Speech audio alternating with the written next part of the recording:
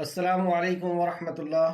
الحمد للہ ان الحمد للہ نحمده ونستعینه ونستغفره ونعوذ باللہ من شرور انفسنا ومن سیئات اعمالنا من يهده الله فلا مضل له ومن يضلل الله فلا هادي له واشهد ان لا اله الا الله واشهد ان محمدا عبده ورسوله رب اشرح لي صدري ويسر لي امري واحلل عقدة من لساني يفقهوا قولي رب زدنی علما رب زدنی علما رب زدنی علما آمین یا رب العالمین۔ ہر قسم کی تعریف اور شکر اللہ رب العزت کے لیے لائق اور زیبا ہے، جو ساری کائنات کا ایک و تنہا خالق، مالک، مربی اور منتظم ہے۔ درود و سلام ہو انبیاء اکرام پر، خصوصاً نبی مکرم رحمت للعالمین امام الانبیاء محمد صلی اللہ علیہ وسلم پر۔ معزز سامعین اکرام، آج انشاءاللہ تعالی ہم سورہ بقرہ کی آیت نمبر 84 سے پڑھیں گے۔ اللہ رب العزت سے دعا ہے کہ اللہ رب العزت ہمیں صحیح معنوں میں قرآن مقدس کو سمجھنے،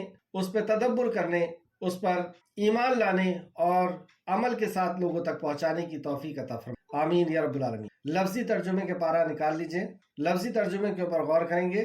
اعوذ باللہ من الشیطان الرجیم، اے اللہ ہم تیری پناہ میں آتے ہیں شیطان سے۔ بسم اللہ الرحمن الرحیم، اللہ کے نام سے جو رحمان اور رحیم ہے۔ وَإِذْ آخَذْنَا مِيثَاقَكُمْ، وَإِذْ اور جب، آخذنا لیا ہم نے، میثاقکم پختہ عہد تم سے، یعنی بنی اسرائیل سے اللہ رب العزت نے پختہ عہد لیا، اور وہ عہد یہ تھا نہ تم بہاؤ گے، لا تسفکون، نہ تم بہاؤ گے، دماءکم خون، یعنی آپس میں یہودی کا خون نہیں بہائیں گے، یہ عہد لیا تھا۔ ولا اور نہ، یخرجون تم نکالو گے، اخراج کرو گے، نکالو گے، انفسکم اپنی نفس، من دیارکم اپنے گھروں سے، یعنی ایک یہودی کا دوسرے یہودی پہ ظلم کرنا گویا کہ اپنی جان پر ظلم کرنا، کیونکہ یہ تورات کے ماننے والے اور موسیٰ علیہ السلام کی امت ہے۔ ان کے لیے اللہ رب العزت کی طرف سے یہ احکام کہ تم آپس میں خون ریزی نہیں کرو گے، قتل غارت گری نہیں کرو گے، اور دوسرا اپنے ہی بھائیوں کو اپنے وطن سے ضلع وطن نہیں کرو گے۔ ولا اور نہ، یخرجون تم نکالو گے، انفسکم اپنی نفس، من دیارکم اپنے گھروں سے، ثم پھر، اقررتم اقرار کیا تم نے، مطلب اس عہد کو تم نے قبول کیا، اقرار کیا، وانتم اور تم، تشہدون تم گواہی دیتے تھے، اور تم اس بات کی گواہی دیتے ہو کہ تم نے اس عہد کو قبول کر لیا، لیکن پھر کیا ہوا؟ ثم پھر، انتم تم، ہؤلائی وہی لوگ ہو، تقتلون تم قتل کر ڈالتے ہو، انفسکم اپنی نفس کو، یعنی اپنے بھائی کو قتل کرنا گویا کہ اپنی نفس کو قتل کرنا، وتخرجون اور تم نکال دیتے ہو، فریقاً ایک گروہ کو، مطلب یہودیوں میں کچھ لوگوں کو، منکم اپنوں میں سے، اپنوں میں سے ہی تم ان کو جدا کر دیتے ہو، من دیارہم ان کے گھروں سے، ان کے دیار سے، تظاہرون تم چڑھائی کرتے ہو، تظاہرون تم چڑھائی کرتے ہو، علیہم ان پر، بالاسم ساتھ گناہ، والعدوان اور زیادتی کے، تو ظلم اور زیادتی کے ساتھ تم ان کے اوپر چڑھائی کرتے ہو، یعنی لڑائی کرتے ہو، ان سے خوریزی کرتے ہو۔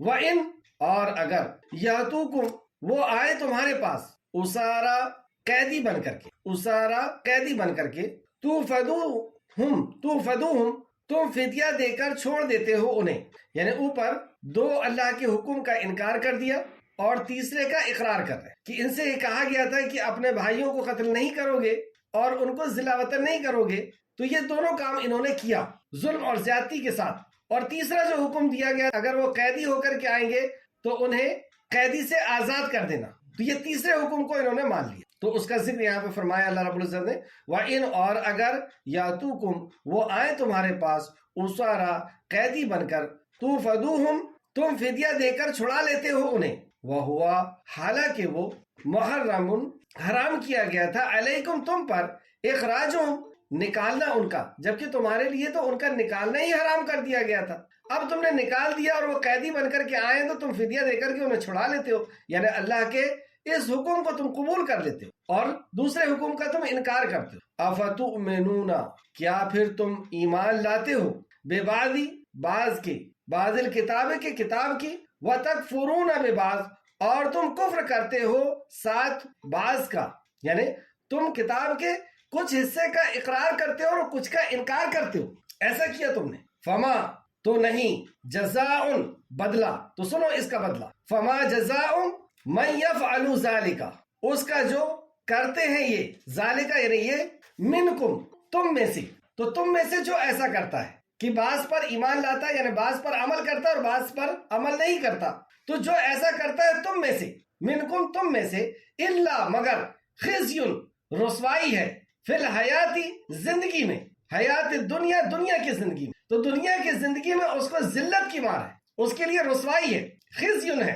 اور آخرت میں کیا ہوگا؟ وَيَوْمَ الْقِيَامَةِ، اور قیامت کے دن، یردون وہ لوٹائے جائیں گے، یردون وہ لوٹائے جائیں گے، الی طرف اشد العذاب شدید عذاب کی طرف. تو دنیا میں ان کو ذلت کی مار اور آخرت میں وہ شدید عذاب کی طرف لوٹائے جائیں. وما اور نہیں، وما اللہ اور نہیں اللہ، بغافل غافل، اما اس سے جو تعملون تم عمل کرتے ہو، تم جو عمل کرتے ہو اللہ اس سے غافل نہیں ہے کہ تم بعض پر ایمان لاتے اور بعض کو ایمان کے قابل نہیں سمجھتے، بعض پر تمہارا عمل ہے اور بعض اللہ کے کلام کو تم عمل کے قابل نہیں سمجھتے. اللہ ہم سب کو محفوظ فرما دے مالک. اولئک یہی وہ لوگ ہیں، اولئک الذین یہی وہ لوگ ہیں جنہوں نے اشتراؤ خرید لی. کیوں ایسا کیا انہوں نے کہ بعض پر ان کا عمل تھا اور بعض کا انکار تھا؟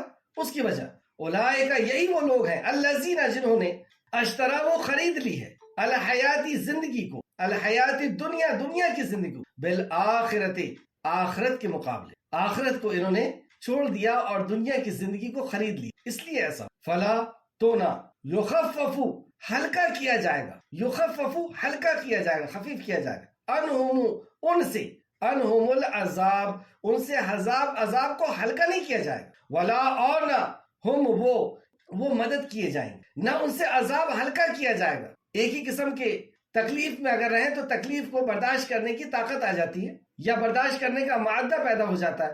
تو اللہ فرماتا ہے کہ اس سے عذاب ہلکا نہیں کیا جائے گا، یعنی اس کو اور عذاب دیا جائے گا اور ان کے لیے کوئی مددگار نہیں ہو. وَلَقَدْ اور البتہ تحقیق، آتینا دی ہم نے، موسیٰ کو کتاب دی، موسیٰ علیہ السلام کو کتاب دی تورات.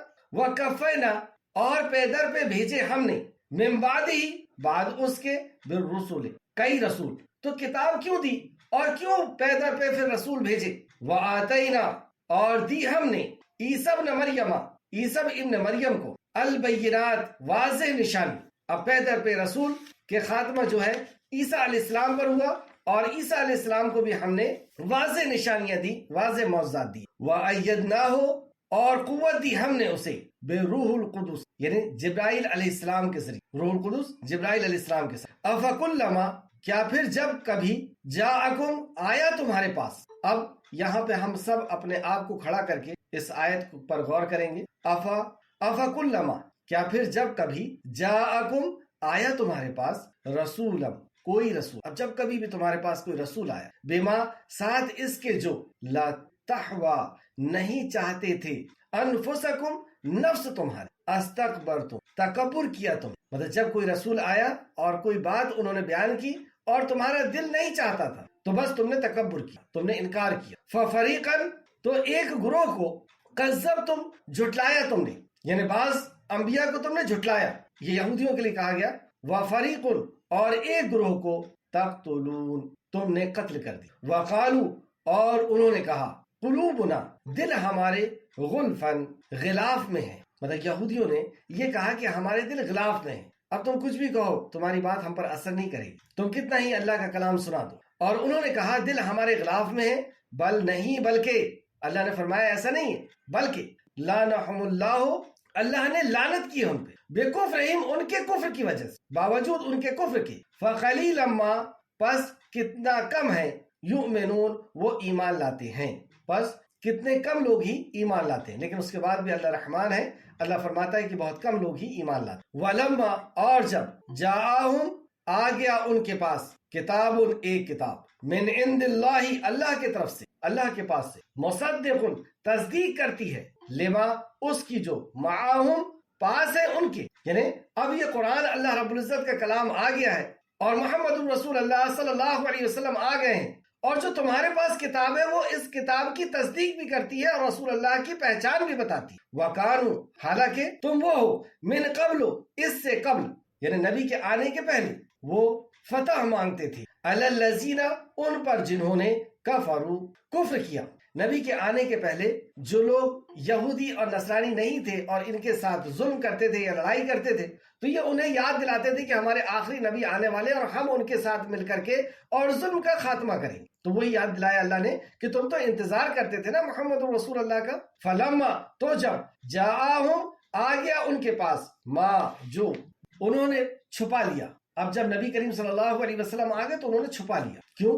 کفروا، انہوں نے کفر کیا، بہی، ساتھ اس کے، فلعنت، تو لعنت ہے، فلعنت اللہ، اللہ کی ان پر لعنت ہے، علی الکافرین، ان کافروں پر۔ تو یہ تورات کے ماننے والے موسیٰ علیہ السلام کے ماننے والے تھے، لیکن اللہ نے کہا کہ یہ کافر ہیں اور لعنت ہے ان پر، کیوں؟ کیونکہ انہیں محمد الرسول اللہ صلی اللہ علیہ وسلم کی صداقت کو، آپ کی رسالت کو چھپایا عام لوگوں سے۔ بئس ما، کتنا برا ہے جو پیچھے ڈالا انہوں نے، کتنا برا ہے جو پیچھے ڈالا انہوں نے، بدلے اس کے، انفسہم، اپنی نفس کو، ان کے انہوں نے کفر کیا، بما، ساتھ اس کے جو، انزلہ، نازل کیا، انزل اللہ، اللہ نے نازل کیا، بغین، کس وجہ سے ایسا کیا؟ ضد کی وجہ سے کہ ان میں رسول کیوں آئے، ان کے، ینزلہ، نازل کیا، ینزل اللہ، اللہ نے نازل کیا، من فضل ہی، اپنے فضل سے، اللہ جس پر، اللہ من جس پر، یشاء، وہ جس پر چاہتا ہے، من عباد ہی، اپنے بندوں۔ مطلب اس بات پر انہوں نے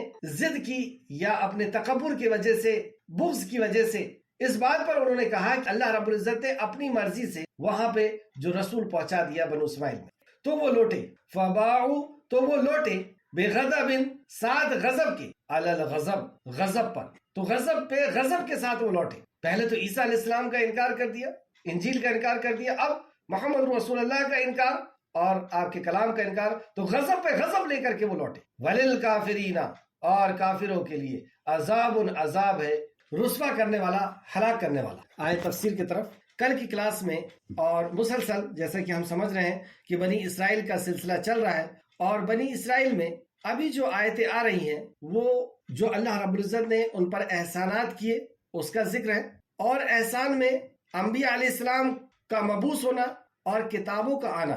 تو کتابوں کے ساتھ انہوں نے کیا سلوک کیا؟ کتابوں کے ساتھ پہلا سلوک تو یہ کیا کہ اس نے اللہ کا کلام ماننے سے انکار کیا، تو اللہ رب العزت نے موت دی کہ تمہیں جینے کا کوئی حق نہیں۔ موسیٰ علیہ السلام نے دعا فرمائی، اللہ رب العزت نے زندہ۔ پھر موسیٰ علیہ السلام نے کہا کہ لے لو اسے، تو اسے لینے سے انکار کیا، اللہ رب العزت نے پھر ایک عذاب، پہاڑ کو ان کے سر کے اوپر لٹکا دیا۔ پھر انہوں نے تورات کے احکام کو بدلا، تو اللہ رب العزت نے انہیں تعاون کی بیماری میں ملوث کر دیا اور احکام کی ہلا سازی کی، یعنی اس کو گھما پھرا کر کے ڈائریکٹ انکار نہ کر کے انڈائریکٹ انکار کرنا، اس کو کہتے ہیں ہلا سازی۔ تو اللہ رب العزت نے بندر اور سور بنایا۔ تو بتانے کا مقصد یہ کہ اللہ رب العزت کے احکام، اللہ کے حکم، اللہ رب العزت کے کلام کے ساتھ نافرمانی یا اس کے حقوق کو ادا نہ کرنا، یہ کتنا سنگین جرم ہے۔ اس سے ہمیں عبرت لینا ہے اور ہمیں ویسا عمل کرنا ہے، اور اللہ رب العزت سے دعا کے ساتھ کہ اللہ رب العزت نبی کریم صلی اللہ علیہ وسلم اور صحابہ اکرام جیسے قرآن کے حقوق کو ادا کرنے کی خالق ہمیں توفیق عطا فرمائے، کہ اسے ہم دل سے تسلیم بھی کریں،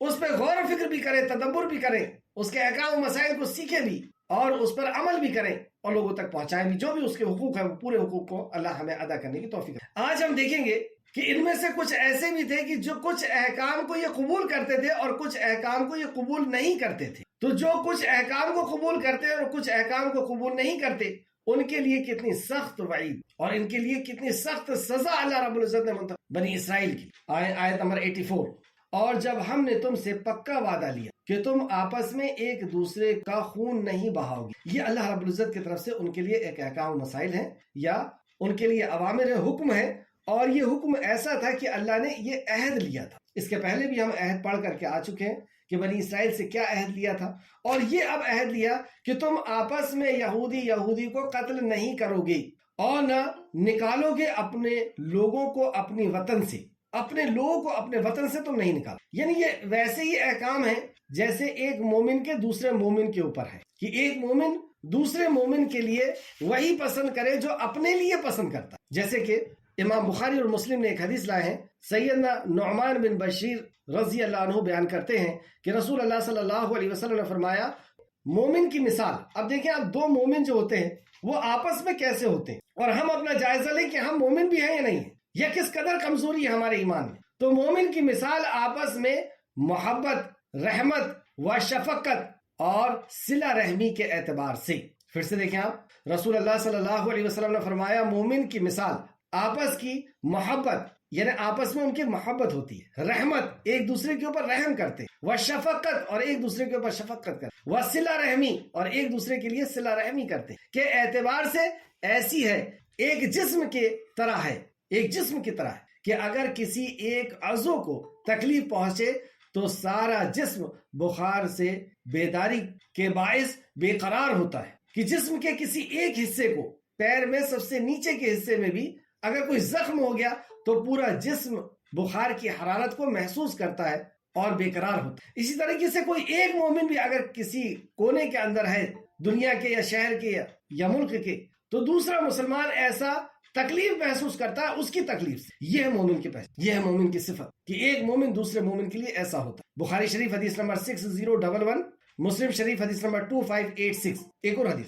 سیدنا ابو ہریرہ بیان کرتے ہیں کہ رسول اللہ صلی اللہ علیہ وسلم نے فرمایا ہر مسلمان پر دوسرے مسلمان کا خون اور اس کا مال اور اس کی آبرو حرام ہے. حرام ہم جیسے سمجھتے ہیں نا کہ خون کرنا، مرڈر کرنا حرام ہے، کسی مسلمان کا کوئی مسلمان یا کسی بھی انسان کا بھی مرڈر کرنا تو حرام ہے، جس نے کسی ایک بے گناہ کو، اللہ نے فرمایا کسی ایک گناہ کو، اور یہاں پہ قید نہیں لگائی کہ وہ مسلمان ہو، کوئی بھی انسان آدم ذات کسی بے گناہ کا قتل کیا گیا کہ اس نے ساری انسانیت کا قتل. لیکن یہاں پہ فرمایا کہ مومن کا خون اور اس کا مال، تو ہم اس کا خون تو حرام سمجھتے ہیں کہ ہم مرڈر نہیں کر سکتے، اس کا مال کھانا، چرا لینا، ڈکیتی کر لینا یہ ہم حرام سمجھتے ہیں.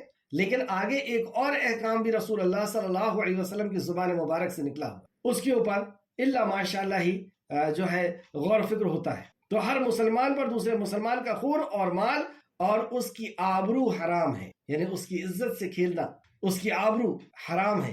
یہ مسلم شریف کی حدیث ہے، مسلم حدیث نمبر 2564. تو اسی طریقے سے احکام مسائل بنی اسرائیل کے لیے بھی آپس میں تھے کہ ایک یہودی دوسرے یہودی کو قتل نہیں کرے گا اور اسے ضلع وطن نہیں کرے گا. پھر تم نے اقرار کیا اور تم اس بات کے گواہ بھی ہو، تم نے اقرار بھی کیا، تم گواہ بھی اس کے. پھر تم میں سے وہ لوگ ہو کہ اپنوں کو قتل کرتے ہو اور اپنوں میں سے ایک فریق کو ان کے گھروں سے نکال دیتے ہو، تم ان کے خلاف گناہ اور زیادتی کے ساتھ دوسروں کی مدد کرتے، یعنی دوسرے جو مشرکین تھے ان کے ساتھ مل کر کے، اور تم نے اپنے ہی یہودی کو قتل کیا اور انہیں ضلع سے نکالا، علاقے سے نکال دی. مدینہ کے اندر یہودی قبائل تھے جیسے بنو قینقاع، بنو نذیر اور بنو قریظہ. یہ یہودی 3 قبائل تھے، بعد میں یہ اسلام کے دائرے میں آئے. تو انہیں اپنا ماضی ان کا یاد دلایا جا رہا ہے کہ رسول اللہ کے مدینہ تشریف لانے کے پہلے جب تم برائی کے اندر ملوث تھے تو تم اس طریقے کا عہد اللہ سے کرنے کے بعد تم نے اس کا انکار کیا. تو انہوں نے انکار کیسے کیا؟ یہودیوں کے 2 گروہ تھے، یہودی اصل میں 2 گروہ میں بٹ گئے، یعنی مشرکوں کے ساتھ مل کر کے، غیر یہودیوں کے ساتھ مل کر کے. تو یہودیوں کے 2 گروہ تھے، ایک گروہ بنو قینقاع تھا جو خزرج کا حلیف تھا. اب یہ خزرج دوسرا گروپ تھا، ان کا یہ حلیف تھا، ان کا یہ مددگار تھا، ان کے ساتھ آپس میں ان کی معاہدہ تھا. اور دوسرا گروپ تھا بنو نذیر اور بنو قریظہ. بنو نذیر اور بنو قریظہ اوس کے حلیف تھے، اوس ایک دوسرا گروپ، اس کے وہ حلیف تھے. تو یہ لوگ آپس میں، ان لوگوں کے ساتھ آپس میں لڑائی ہوئی، مشرکوں کی، غیر یہودیوں کی. تو یہودی بھی 2 گروپ میں بٹ گئے اپنے اپنے حلیف کے ساتھ، اپنے اپنے ساتھیوں کے ساتھ، اور انہوں نے آپس میں لڑائی کی. اور یہ لڑائی تورات کے احکام کے خلاف تھی، یا انہوں نے جو عہد اللہ رب العزت سے لیا تھا تورات مطابق اس عہد کے خلاف تھی. تو انہوں نے لڑائی کی اور ظلم و زیادتی کا انہوں نے ساتھ دیا. پھر جب لڑائی ختم ہو گئی، یہ ضلع سے نکال دیا ان لوگوں نے بعض لوگوں کو جو کمزور پڑے.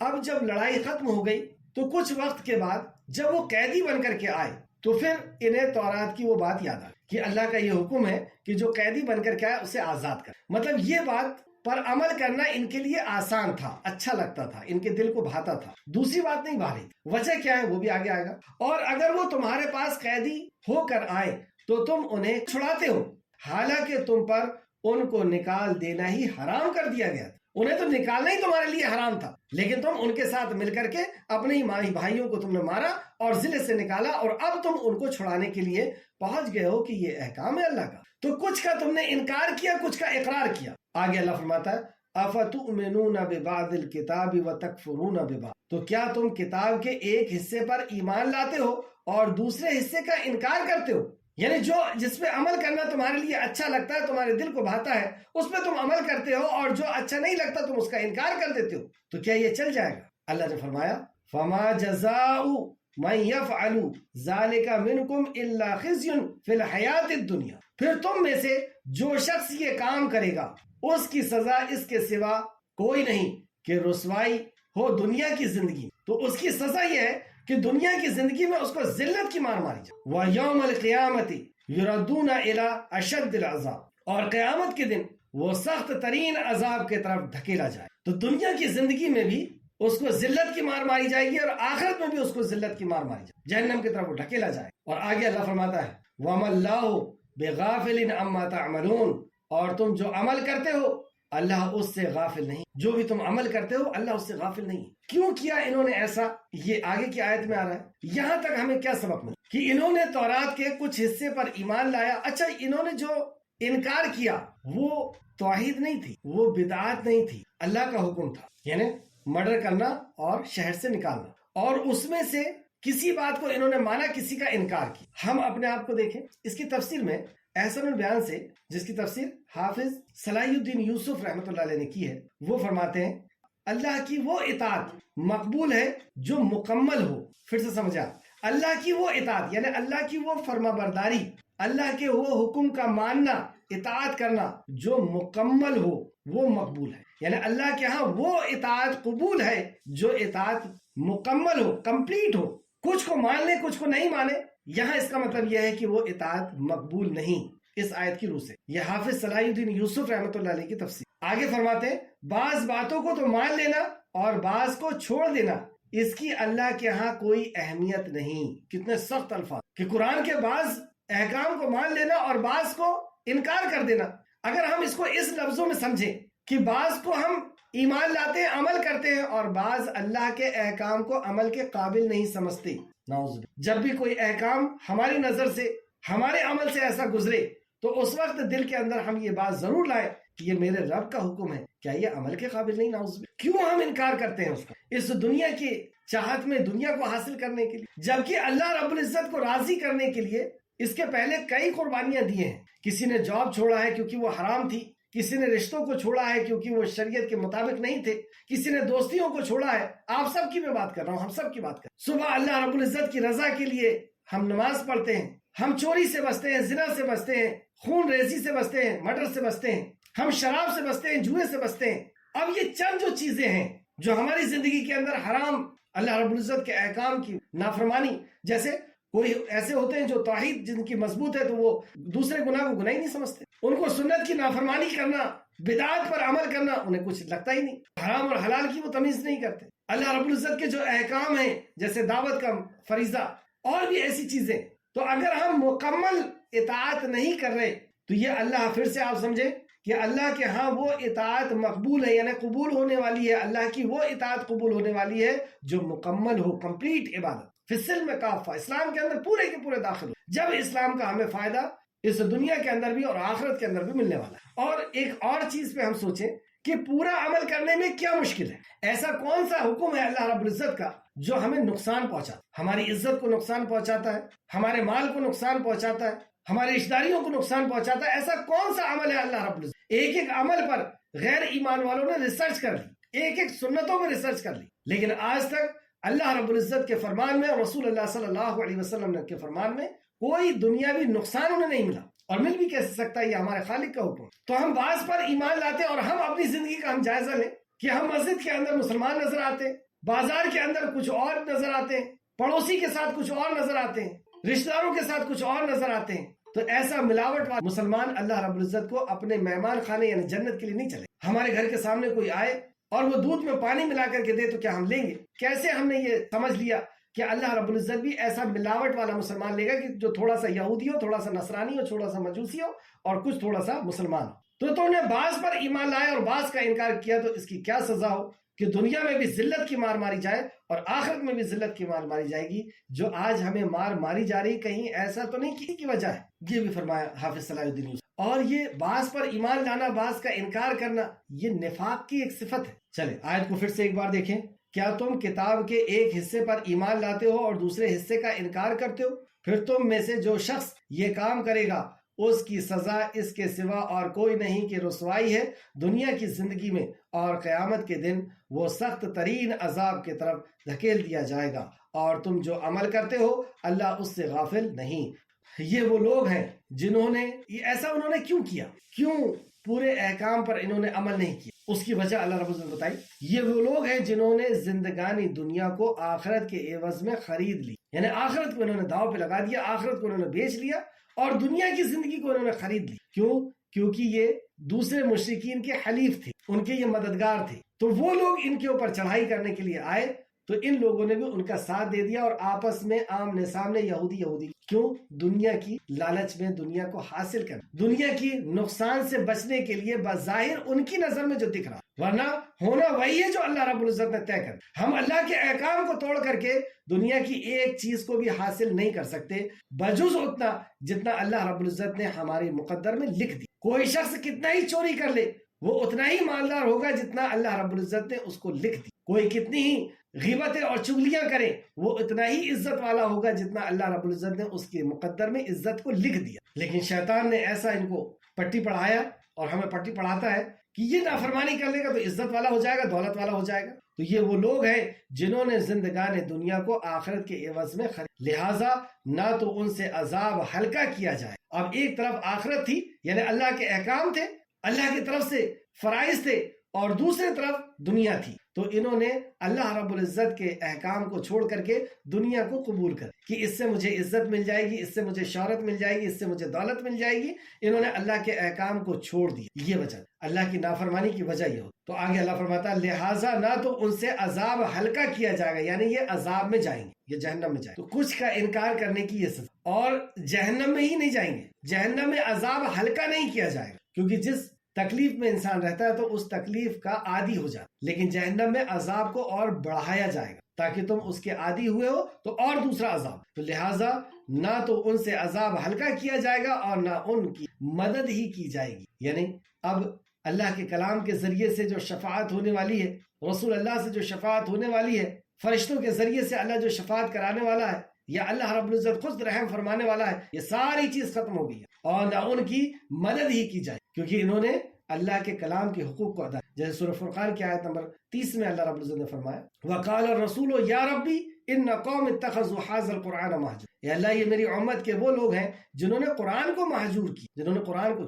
یعنی قرآن کے حقوق کو ادا نہیں کیا. تو ان کی حمایت اور مدد تو بہت دور کی بات ہے، ان کے لیے پیشی کرائی جائے گی رسول اللہ کے ذریعے سے صلی اللہ علیہ وسلم، آپ کے ذریعے سے شکایت کرائی جائے گی کہ وہ لوگ ہیں یہ کہ جنہوں نے قرآن کے ساتھ یہ سلوک کیا. بہرحال اس کو آپ نے اس کے پہلے بھی پڑھا ہے، آیت نمبر 87 وَلَقَدْ آتَيْنَا مُوسَى الْكِتَابَ، اور بے شک ہم نے موسیٰ کو کتاب دی اور اس کے بعد اس کے پیچھے پے در پے رسول بھیج. کیوں موسیٰ علیہ السلام کو کتاب کیوں دی اور پھر پے در پے رسول کیوں بھیج؟ سورہ مائدہ آیت نمبر 44 بے شک ہم نے تورات اتاری جس میں ہدایت اور روشنی. تو تورات اتارنے کی وجہ کیا ہے؟ اس کے اندر ہدایت یعنی زندگی جینے کا طریقہ ہے آسمانی، اللہ رب العزت کی طرف سے پہنچا ہے. اس کے اندر ہدایت ہے اور روشنی ہے اور اس کے مطابق فیصلہ کرتے ہیں جو فرما بردار تھے. تو اس کے مطابق فیصلہ کیا جاتا ہے دنیا میں، اس کے مطابق تو چلا تو جائے گا ہی.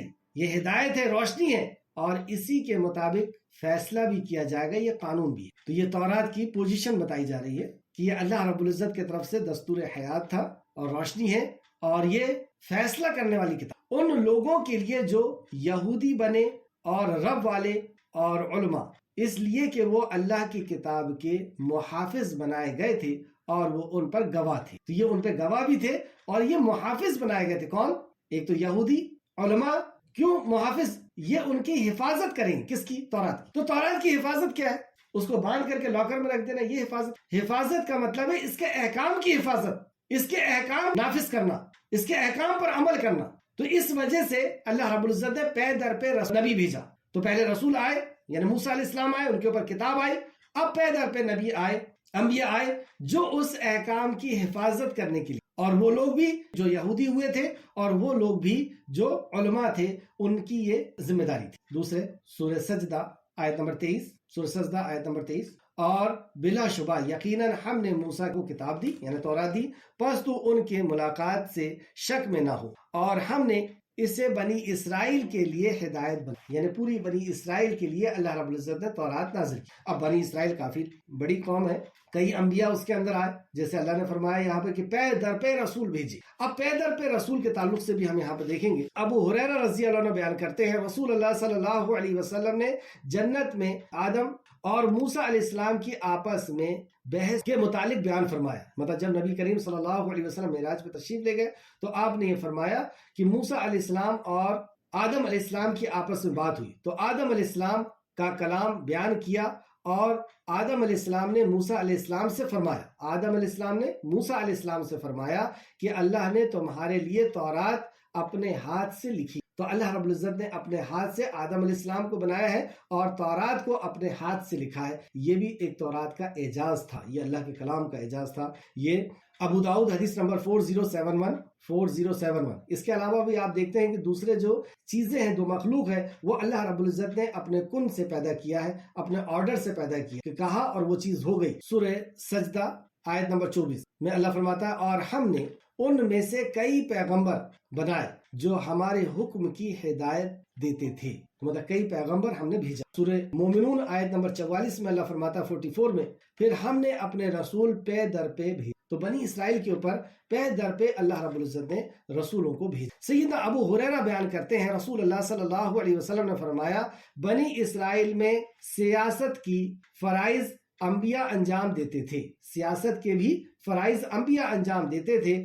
جب ایک نبی کا انتقال ہو جاتا تو دوسرا نبی ان کا جانشین ہو جاتا. مطلب ایک نبی جاتے تھے اور دوسرے نبی بنی اسرائیل میں فوراً آ جاتے تھے ان کی رشد ہدایت کے لیے, ان کو صحیح راستہ بتانے کے لیے, ان کے ساتھ انصاف کرنے, اور اس طریقے سے تورات کی حفاظت کی ذمہ داری دی گئی تھی. تو یہ بخاری شریف کی حدیث تھی. بخاری شریف حدیث نمبر 3455, مسلم شریف حدیث نمبر 1842.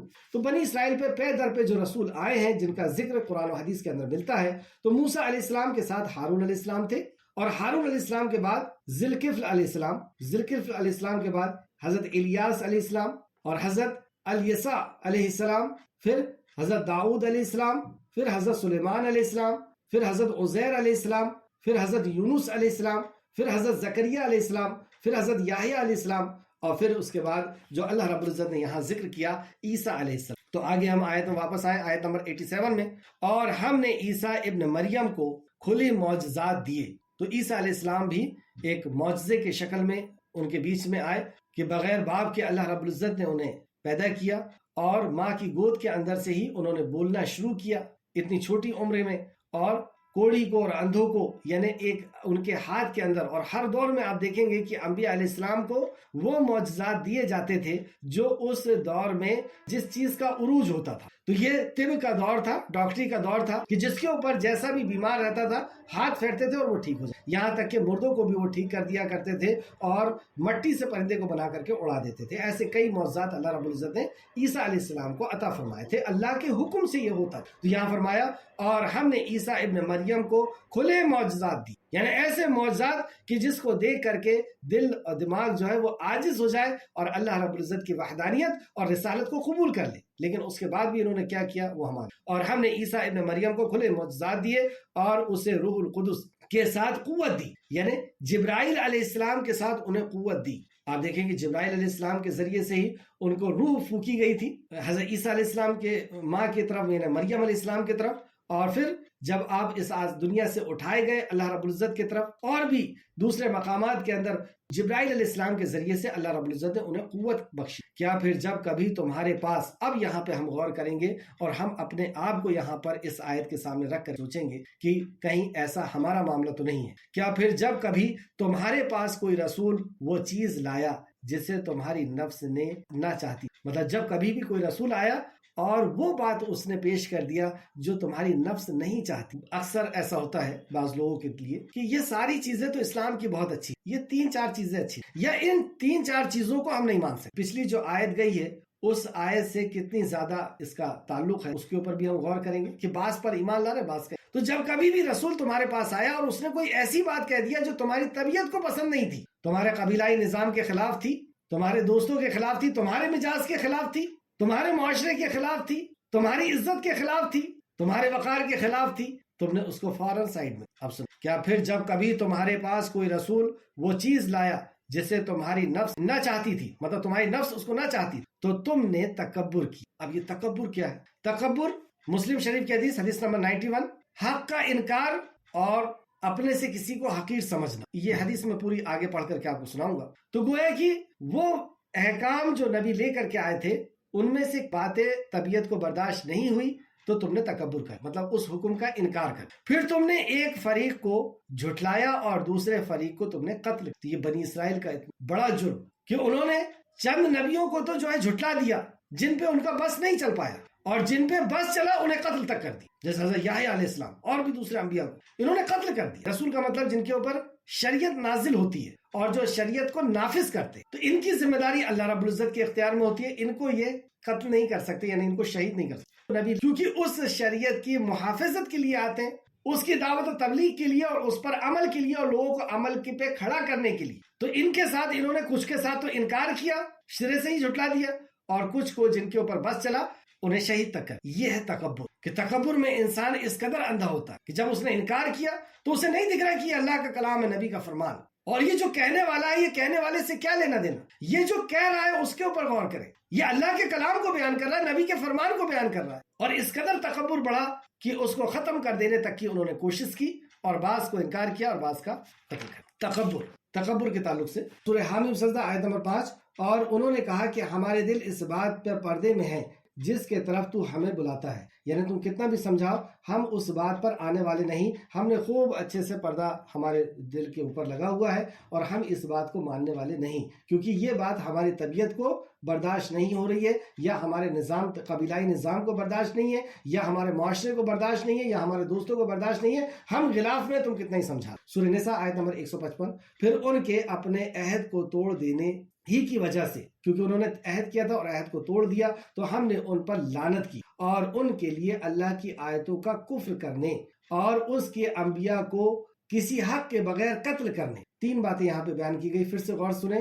پھر ان کے اپنے عہد کو توڑ دینے ہی کی وجہ سے ہم نے ان پر لعنت کی، اور دوسرا کام انہوں نے کہ پہلے تو عہد کو توڑا، دوسرا اور ان کے اللہ کی آیت کا پر کفر کیا، اللہ کے آیت کا انکار کیا، کفر کیا، تکبر کیا، اور ان کی انبیاء کو کسی حق کے بغیر قتل کرنے. تیسرا جرم، انبیاء کو کسی حق کے بغیر قتل کیا انہوں نے، اور ان کے یہ کہنے کی وجہ سے کہ ہمارے دل غلاف میں ہیں، ہمارے دل غلاف میں محفوظ ہیں، بلکہ اللہ نے ان پر ان کے کفر کی وجہ سے مہر لگا دی. عبداللہ بن مسعود رضی اللہ عنہ بیان کرتے ہیں کہ رسول اللہ صلی اللہ علیہ وسلم نے فرمایا، وہ آدمی جنت میں داخل نہیں ہوگا جس کے دل میں ذرہ برابر بھی تکبر ہو.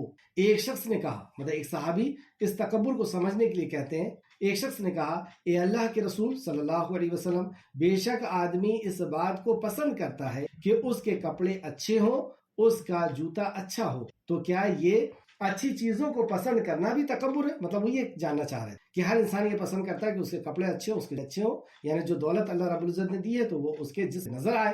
تو رسول اللہ صلی اللہ علیہ وسلم نے فرمایا، بے شک اللہ خوبصورت ہے اور خوبصورتی کو پسند کرتا ہے. یعنی آپ نے یہ بتایا کہ تمہارا اچھے کپڑے پہننا، اچھے جوتے پہننا، اچھی گاڑی، اچھی چیز رہنا، یہ اللہ خوبصورت ہے اور خوبصورتی کو پسند کرتا ہے. یعنی جو نعمت اللہ نے دی ہے وہ نعمت تمہارے جسم کے اوپر اللہ دیکھنا چاہتا، تمہارے چہرے کے اوپر دیکھنا چاہتا. پھر تکبر کیا ہے؟ تو آپ آگے صلی اللہ علیہ وسلم نے فرمایا، تکبر تو یہ ہے کہ انسان حق کو تسلیم نہ کرے. اب کوئی حق آیا ہے، یعنی اچانک ہمارے مزاج کے خلاف کوئی حدیث، اور وہ صحیح حدیث تھی، وہ بخاری شریف کی حدیث ہے یا مسلم شریف کی ہے یا صحیح حدیث ہے دوسری کتابوں میں سے، ترمذی میں، ابن ماجہ میں، ابو داؤد میں، نسائی میں.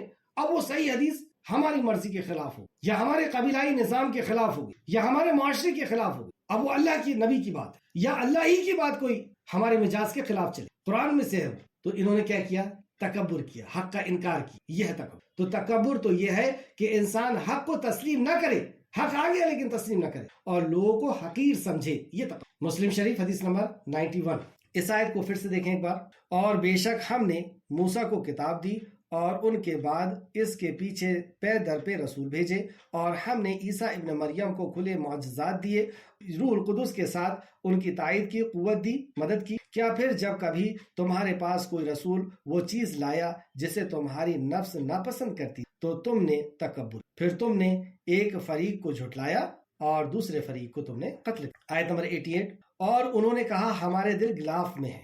ابن عباس رضی اللہ عنہ فرماتے ہیں کہ غلاف میں یعنی ہمیں تیرے علم کی ضرورت نہیں. اللہ، یہ صحابی رسول اور مفسر قرآن ابن عباس رضی اللہ عنہ فرماتے ہیں کہ غلاف کا مطلب یہ ہے، یہ جو غلاف میں کہہ رہے ہیں یعنی ہمیں تیرے علم کی ضرورت نہیں، یعنی یہ جو تورات ہے اس کے علم کی ہمیں ضرورت، اسے ہم نے نہیں پڑھنا، اسے ہمیں نہیں سمجھنا اور اس پہ ہمیں ایمان نہیں لانا اور عمل نہیں کرنا. یہ مطلب ہے اس کا کہ ہمیں اس کے علم کی ضرورت. تفسیر قرطبی جلد نمبر 2 صفحہ نمبر 25 اور تفسیر ابن کثیر جلد نمبر 1 صفحہ نمبر 243. اور انہوں نے کہا ہمارے دل غلاف میں ہے، یعنی ہمیں اس کی ضرورت نہیں ہے اس کو پڑھنے کی. اللہ نے اس کا جواب نہیں، بلکہ ان کے کفر کے باعث اللہ نے ان پر لعنت کی ہے. وہ کیا اللہ کا کلام نہیں پڑھیں گے؟ انہیں اللہ کے کلام کی ضرورت نہیں. اللہ نے لعنت کر دی ہے، اللہ نے پھٹکار دیا ان کو اور اللہ نے ان کو دور کر دیا اپنے کلام سے. مطلب یہ ہوا جو ہم میں سے قرآن کو نہیں پڑھتے ہیں، میرے اس بات پر غور کریں کہ تم اللہ سبحانہ و تعالیٰ کی کتاب نہیں پڑھتے، اس سے بات نہیں کرتے. فرمایا کہ جب تم میں سے کسی کا جی چاہے کہ اپنے رب سے کلام کرے تو اسے چاہیے کہ وہ اللہ کا کلام پڑھے. تو تم اللہ سبحانہ و تعالیٰ کی کتاب نہیں پڑھتے، اس سے بات نہیں کرتے. ایسا نہیں ہے، ایسا نہیں ہے. اللہ سبحانہ و تعالیٰ تم سے بات نہیں کرنا چاہتا. یہ ہے اللہ نے ہم سے توفیق کو چھین دیا. اللہ رب العزت ہم سے توفیق کو نہ چھینے. لیکن جو لوگ قرآن کو نہیں پڑھتے ہیں اور اس کو پڑھنے کے قابل نہیں سمجھتے ہیں اور دوسرے علم کو وہ علم کے قابل سمجھتے ہیں، تو ایسا نہیں ہے کہ اس نے چھوڑا ہے، اللہ نے اس سے توفیق کو چھین لی ہے. اللہ رب العزت اس سے کلام نہیں کرنا، یہ ہے مطلب. اور انہوں نے کہا ہمارے دل غلاف میں ہے، نہیں بلکہ ان کے کفر کی باعث اللہ نے ان پر لعنت کی ہے، لہٰذا کم لوگ ہی ایمان لاتے ہیں. پھر بھی رحمان کیا فرماتا ہے کہ کم لوگ ہی ایمان لاتے ہیں، ابھی بھی ایمان کا دروازہ کھلا ہوا. آخر آیت آج کی کلاس کی. اور جب ان کے پاس اللہ کے طرف سے وہ کتاب آ گئی جو ان کتاب کی تصدیق کرتی تھی، جو ان کے پاس اب وہ کتاب آ گئی جو ان کی کتاب کی تصدیق کرتی، یعنی تورات میں جو سب لکھا ہوا تھا. اور اس سے پہلے وہ ان لوگوں کے خلاف فتح مانگتے تھے جنہوں نے کفر کیا. پھر جب ان کے پاس وہ حق آ گیا جسے انہوں نے پہچان لیا تو انہوں نے اس کا انکار کیا. مطلب پہلے وہ مشرکین سے جا کر کے کہتے تھے کہ اللہ رب العزت کی کتاب آنے والی ہے، اللہ کے آخری نبی آنے والے ہیں اور ہم ان کے ساتھ مل کر کے ظلم کا خاتمہ کریں گے. لیکن جب اب کتاب آ گئی جس کا تم انتظار کر رہے تھے اور وہ رسول آ گئے اور تم نے پہچان بھی لیا، یعنی اپنی کتاب سے اس کتاب کو تم نے پہچان بھی لیا، اپنی کتاب میں جو پیشن گوئیاں تھی، جو بشارت تھی، جو خبر تھی، اس خبر کے ذریعے سے تم نے رسول اللہ صلی اللہ علیہ وسلم کو پہچان لیا.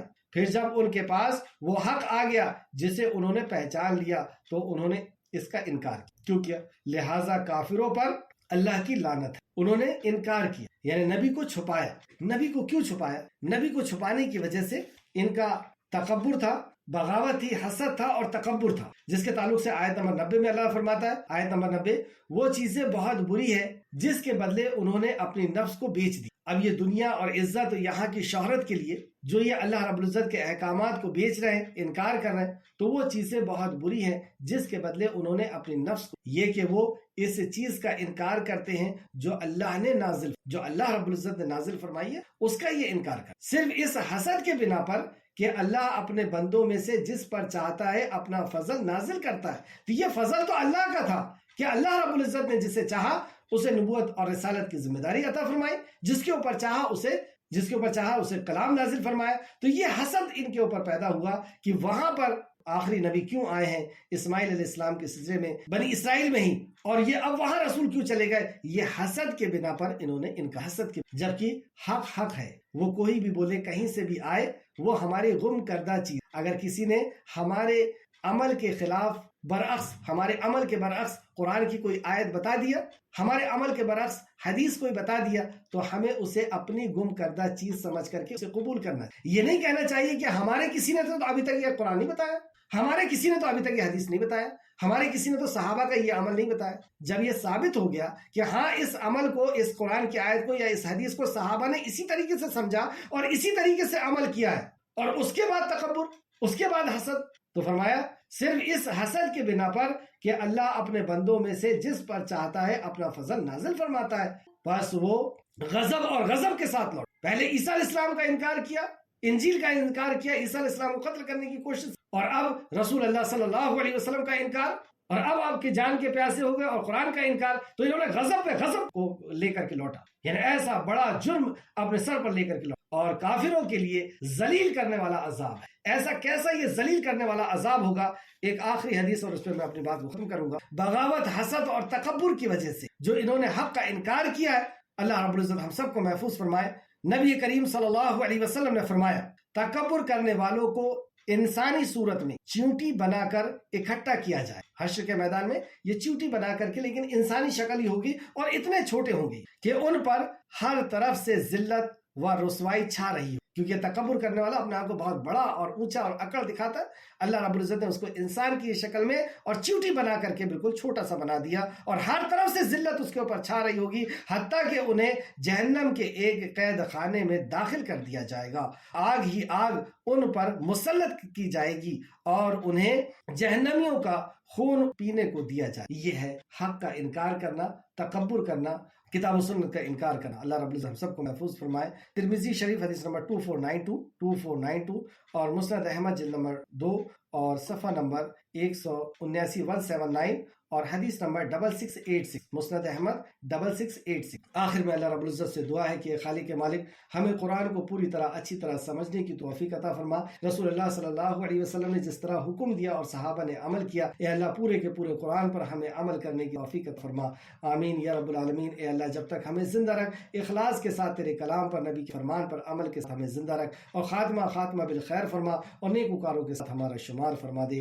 آمین یا رب العالمین۔ اللہم صلی وسلم علی نبینا محمد، اللہم صلی وسلم علی نبینا محمد، اللہم صلی وسلم علی نبینا محمد، آمین یا رب العالمین۔ السلام علیکم ورحمۃ اللہ وبرکاتہ۔